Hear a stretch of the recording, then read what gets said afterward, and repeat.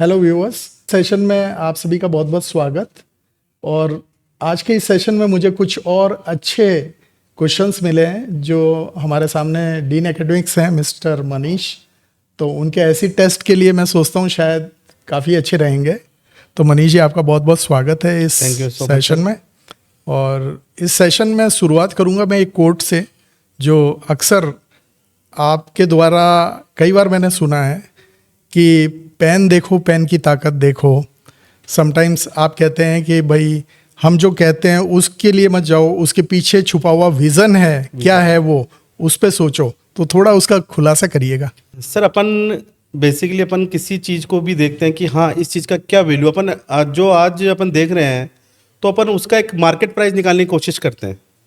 तो बेसिकली अगर उसका मार्केट प्राइस ना निकाल के अपन ये देखें कि वो अपने लिए किस चीज़ तक अहमियत है और किस चीज़ के यूटिलाइजेशन में अपन को वर्क दे सकता है, ये वो सबसे इंपॉर्टेंट होता है, ना कि उसकी प्राइस।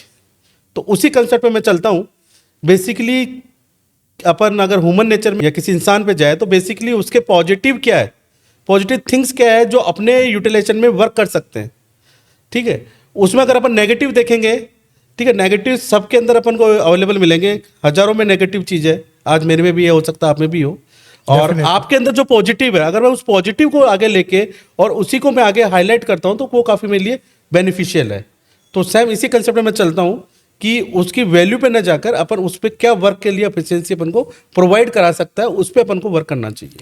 तो मतलब दो चीज़ें तो बहुत क्लियर है आपके इस व्यू से। पहला ये कि मेरे जो व्यूअर्स हैं उनके लिए आपका एक संदेश है कि हमेशा पॉजिटिविटी को ढूंढें, बिल्कुल, और उसके थ्रू आगे बढ़ें।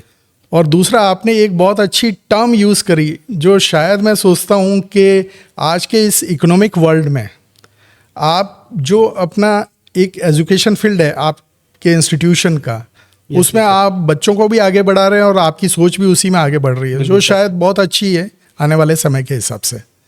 अब इसी सीरीज़ में एक छोटा सा क्वेश्चन मेरा और भी है कि हमने क्वालिटी की बात आपसे पहले सेशन में करी थी, ठीक है। अब मुझे एक ऐसा स्टैक है मेरे पास में जिसमें 50% बच्चों ने तो अपना कुछ कैरियर पहले से डिसाइड कर रखा था, लेकिन 50% अभी भी थोड़ा सा पशोपेश में है, कंफ्यूज हैं। तो उनके लिए और उनके पेरेंट्स के लिए आपका क्या ओपिनियन रहेगा, क्या एडवाइस रहेगी, वो थोड़ा सा सर बिल्कुल, आपने बहुत अच्छा क्वेश्चन पूछा और ये क्यूरियसिटी सब में रहती है और इसमें सबके ओपिनियन अलग अलग होते हैं। शायद आपके भी, मैं जो बताऊंगा वो आपके भी आपसे भी मिसमैच करे या हो सकता है मैच भी करे। आज अपन जो टाइम देख रहे हैं, ठीक है, और आने वाला टाइम है वो बेसिकली अपन देख रहे हैं पूरा टेक्नोलॉजी बेस पे है। और अगर टेक्नोलॉजी जैसे से आगे बढ़ेगी तो हो सकता है कि जो ह्यूमन जो वर्क लोड है वो कम हो जाएगा और उसमें आगे आने वाली जो नेक्स्ट जनरेशन है उसको काफ़ी दिक्कतों का सामना करना पड़ेगा। तो उस केस के अंदर जो मेरा मानना है, अपने दो टर्म्स आती है, डिपेंडेंसी और एक इंडिपेंडेंसी। तो बच्चे को इस टाइप के जो भी बच्चा जो भी कोर्सेज में अनडिफाइंड है तो उसको उसी इन्हीं दोनों टर्म के पीछे चलना पड़ेगा। यानी अगर वो किसी कोर्स को डिपेंडेंसी के अंदर जाके चूज करता है, लाइक अपन डिग्री कोर्सेज या इस टाइप के कोर्सेज देख रहे हैं जिनमें आगे जाके उसके पास में गवर्नमेंट का रहता है और गवर्नमेंट के बाद में अगर नहीं होता है उस केस के अंदर तो अपन एक प्राइवेट सेक्टर की तरफ मूव करने की कोशिश करेगा। लेकिन अगर वो इंडिपेंडेंट पे चला जाएगा, ठीक है, इस टर्म में इंडिपेंडेंट में अपन जाएंगे टेक्निकल। एक छोटा सा एग्जांपल आपको मैं बता देता हूं। बिल्कुल। कि एक नाई है, उसको आप रोड के किसी भी कोने में बिठा दो, आज ना कोई उसको कोई भी ऐसा कुछ इन्वेस्टमेंट नहीं करना पड़ेगा, केवल अपने हुनर से, वो स्किल से वो आगे सर्वाइवल रहेगा। बिल्कुल। तो मेरा ऐसे पेरेंट्स को यही कहना है कि वो ऐसे कोर्सेज की तरफ मूव करे जो टेक्निकली हो, जिसके अंदर फ्यूचर स्कोप काफी हो। इस केस में भी सोच के देखे कि अगर मेरे बच्चे का गवर्नमेंट में सिलेक्शन नहीं होता है, आज अपन देख रहे हैं जिस हिसाब से भीड़ हो रही है, तो अपन को दोनों चीजों को लेकर चलना है कि मेरे बच्चे का अगर गवर्नमेंट सिलेक्शन नहीं होता है तो प्राइवेट सेक्टर में वो किस तरह मूव करे, और प्राइवेट के अंदर भी जो उसका कोर्स जो कोर्सेज कर रहा है अगर उसमें भी अगर नहीं होता है तो और अदर कौन कौन से उसके क्राइटेरिया है। जैसे अपन आज का टाइम देख रहे हैं कंप्यूटर, तो कंप्यूटर एक ऐसा फील्ड हो गया है, चाहे अपन वर्क टू होम देखें, चाहे कंप्यूटर को अपन एक छोटे से ऑफिस से लेके अपन एक पॉलिटिक्स तक भी अपन जा सकते हैं, वहां पे हर जगह इसकी रिक्वायरमेंट है। बिल्कुल है। तो ये चीज़ें कभी ख़त्म होने वाली नहीं है, अपन को इसी डायरेक्शन में मूव करते हुए आगे बढ़ना है। अगर अपन सोच के चले कि नहीं मेरे बच्चे को ये बनाना और बच्चे के अंदर कैपेबिलिटी नहीं है, तो बिल्कुल प्लीज़ मेरा निवेदन है पेरेंट्स से, आप उस चीज़ में मूव मत करवाइए।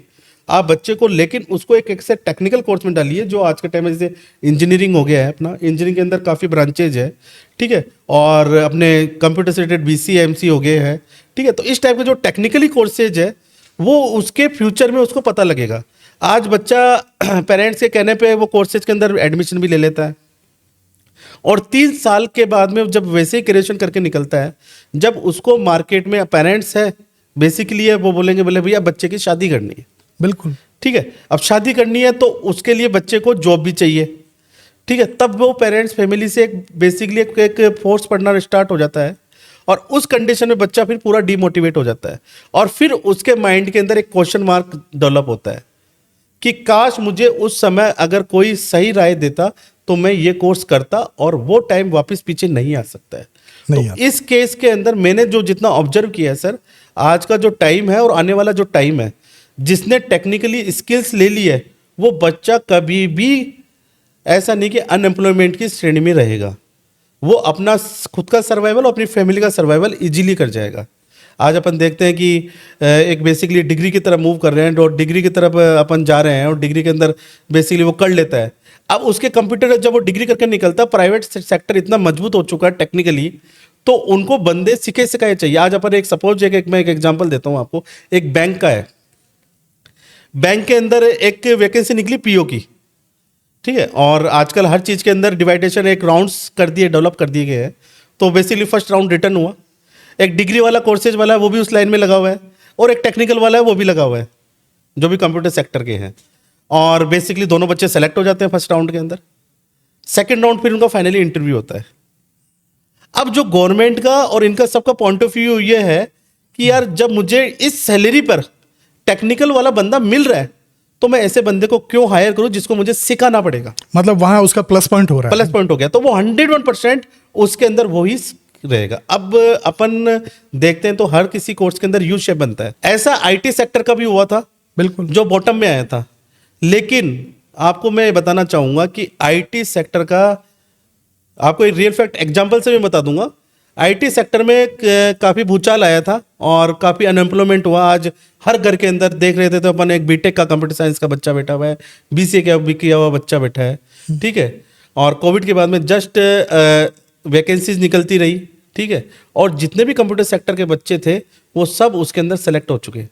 आज एट ए प्रेजेंट टाइम की ये कंडीशन है कि कंप्यूटर सेक्टर के बच्चे या स्टूडेंट नहीं मिलेंगे आपको, जो पास आउट स्टूडेंट है, जो स्किलफुल है वो नहीं मिलेंगे। आज अपन एक एग्जांपल, अपन एक रियल फैक्ट एग्जांपल देखना चाह रहे हैं। तो एक कंप्यूटर की जो वैकेंसी निकली थी, उससे अपना साफ अपन को पता लगता है कितने बच्चों ने उसको फॉर्म को फिलअप किया, ठीक है, और जो फिलअप किया है उसमें से 60-70% बच्चे सेलेक्ट भी हो गए। बिल्कुल। तो बेसिकली ये कंप्यूटर का सेक्टर का कभी मेरे अकॉर्डिंग टू, अगर बॉटम में यू के बॉटम में आता भी है तो वो सर्वाइवल है, इसी कंडीशन में सर्वाइवल हुआ। कोई किसी बैंक में लग गया, कोई किसी भी फील्ड के अंदर मूव कर गया, बिल्कुल, ठीक है। तो आज चाहे एयरलाइंस में चला गया, आर्मी में चला गया, ऐसा कोई सा भी फील्ड नहीं है जहाँ पे कंप्यूटर सेक्टर की वैकेंसी नहीं है।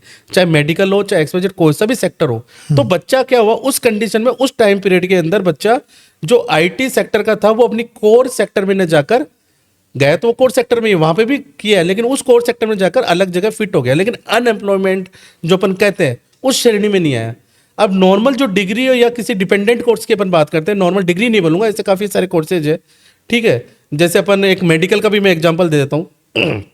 मेडिकल भी अपन देखते हैं कि आप अगर उसको डिपेंडेंट में जाओगे या इंडिपेंडेंट में जाओगे। सर मैं आपसे पूछना चाहूँगा, ये सपोज मान लो वो इंडिपेंडेंट में चला गया, तो नहीं उस सर, केस में ये आज अपन मेडिकल के, मेरे पॉइंट ऑफ व्यू से मेडिकल में इतना कंपटीशन हो चुका है, ठीक है। मेरा क्राइटेरिया डिपेंडेंट और इंडिपेंडेंट, मैं ये मानता हूं कि मैं सेल्फ उस कोर्स को करने के बाद में मैं सेल्फ क्या कर सकता हूं। मैं एक नॉर्मल परिवार से हूं, ठीक है, मेरे पास में इतना पैसा भी नहीं है, अब फिर मैं क्या कर सकता हूं, क्या बिजनेस डेवलप कर सकता हूं। अगर आप मेडिकल में भी घुसते हो तो एक बच्चा मेडिकल डिग्री कर लेता है, तो बेसिकली अगर वो सेल्फ लाइन में जाना चाहेगा ना, तो उसे 10 से 15 अपनी जो अपनी दुकान चलाने के लिए, एक फेथ बनाने के लिए 10 से 15 साल लगेगा। बिल्कुल लगता है, ठीक है। और उस कंडीशन में आने के लिए उसको काफ़ी चीज़ें करनी पड़ेगी, ठीक है, और मेडिकल में भी काफ़ी कंपटीशन हो गया। तो जहाँ मेरा सेल्फ, जहाँ मुझे एक पैसा खर्च ना करना पड़े, इतना इन्वेस्टमेंट मेरे परिवार से नहीं करना पड़े, ठीक है। बेसिकली इन कोर्सेज में क्या है कि सर जो बिग फैमिली से है, ठीक है, वो उस लाइन में जा सकते हैं। और उसमें भी दोनों चीज़ें, आज मैंने 10 लाख किसी बिजनेस में लगाए हैं, तो इसमें मुझे 2 रिजल्ट मिल रहे हैं, लॉस और प्रॉफिट। उसका आउटपुट मुझे बाद में मिल रहा है। लेकिन एक टेक्निकल सेक्टर ऐसा है कि मैं मेरे सेल्फ में कर कर, और मुझे 100% पता है मुझे प्रॉफिट ही मिलेगा। तो उसी केस के अंदर इसी चीज़ को मैं मानते हो जा रहा हूँ इंडिपेंडेंट। तो इसी कोर्स में पेरेंट्स से मेरे कहने का है मतलब यही है कि पेरेंट्स इस चीज़ को सोच कर करें। और अपने राजस्थान में सबसे जो बड़ी कमी आपने देखी होगी, भेड़ चाल है। आज ये कोर्स चल रहा है, ठीक है, तो अपन उसी कोर्स की तरफ मूव कर रहे हैं। और सब फैमिली जो भी नेबर है, पड़ोसी है कि हाँ फलाने का लड़का ये कर रहा है, वो उसमें सक्सेस हो गया, तो चलो अपना भी ये करवा दे। उसमें मत जाइए, बेसिकली अपना माइंड की तरफ आप देखिए, उसको सोचिए, क्योंकि ये आपका ज़िंदगी का सवाल है। और जब बेसिकली वो ग्रेजुएशन कर लेता है, तब उस चीज़ों को पता लगता है, और उसके बाद में वो कुछ भी नहीं हो सकता।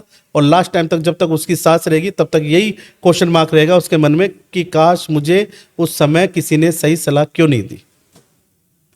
तो मैं मनीष जी के ही एक बहुत पॉपुलर स्लैंग से इस बात का अंत करता हूँ कि 100% की एक बात, यदि आपने कुछ डिसाइड नहीं किया है तो बेशक बिना किसी हिचकिचाहट के आप लोग टेक्निकल स्किल की तरफ जाएं, तो डेफिनेटली आपका फ्यूचर बड़ा ब्राइट रहेगा। Thank you so much. Thank you so much.